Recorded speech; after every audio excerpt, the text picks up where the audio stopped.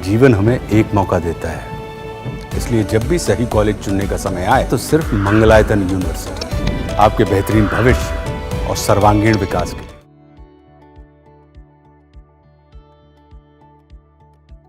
नमस्कार दोस्तों, आप देख रहे हैं जागरण जोश और मैं हूं आपके साथ सिमरन राजपाल।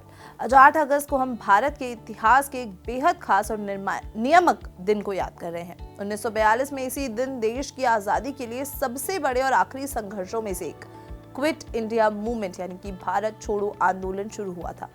इस आंदोलन ने ब्रिटिश शासन की नींव हिला दी थी और आजादी की दिशा तय कर दी थी।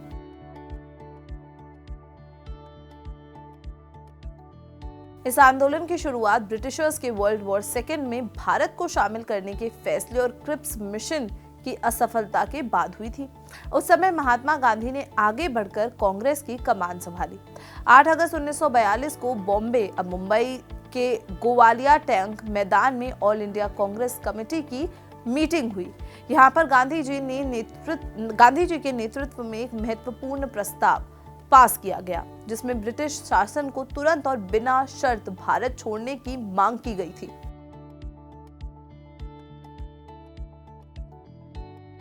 इस रेजोल्यूशन के पास होने के बाद उसी शाम को महात्मा गांधी ने एक ऐसा आह्वान किया जो पूरे देश में गूंज उठा, करो या मरो, यानी कि डू और डाई। इस स्लोगन ने हर इंडियन के अंदर आजादी के लिए एक नया जोश भर दिया था। गांधी जी का ये आह्वान एक आखिरी और फैसला कुन प्रयास था, जिसमें उन्होंने हर देशवासी को संघर्ष में शामिल होने और देश के लिए अंतिम बलिदान देने के लिए प्रेरित किया। उन्होंने कहा कि या तो हम भारत को आजाद कराएंगे या इस प्रयास में अपनी जान दे देंगे।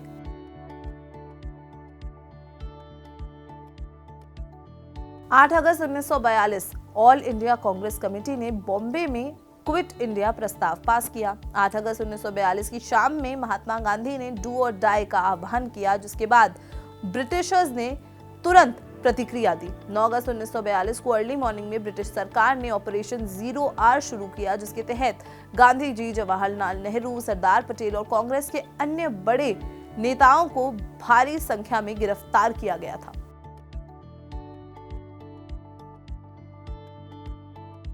नेताओं की गिरफ्तारी के बावजूद ये आंदोलन रुका नहीं, बल्कि एक आग की तरीके से पूरे देश में फैल गया। छात्रों, किसानों, मजदूरों और आम जनता ने स्वयं इसकी कमान संभाली।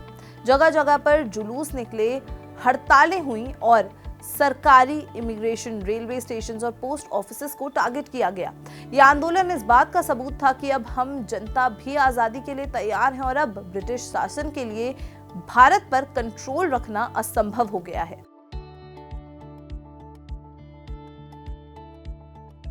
क्विट इंडिया मूवमेंट सिर्फ एक आंदोलन नहीं था, बल्कि यह आजादी के संघर्ष के लिए एक टर्निंग पॉइंट था। इसने ब्रिटिश सरकार को यह एहसास दिला दिया था कि अब भारत पर राज करना मुश्किल ही नहीं बल्कि नामुमकिन है। इस आंदोलन ने नॉन वायलेंस और मास सिविल डिसओबीडियंस जैसे गांधी जी के सिद्धांतों को और मजबूत किया। इसका एक खास पहलू ये भी था कि इसने महिलाओं और युवाओं को भी एक प्लेटफॉर्म दिया। अरुणा आसिफ अली, जिन्होंने कांग्रेस का झंडा लहराया, और कंकला बरुआ जैसे युवाओं शब्दों ने इस आंदोलन को एक नया रूप दिया। इसकी विरासत आज भी हमें एकजुटता, देशभक्ति और आत्मनिर्भरता का सबक सिखाती है। क्विट इंडिया मूवमेंट पर आपका क्या कहना है और ऐसे और कौन से आंदोलन थे जिन्होंने भारत को आजादी दिलाने में मदद की? हमें कमेंट सेक्शन में जरूर बताएं। और अगर ये वीडियो पसंद आई हो तो इसे लाइक और शेयर करना बिल्कुल भी ना भूलें और देखते रहें जागरण जोश।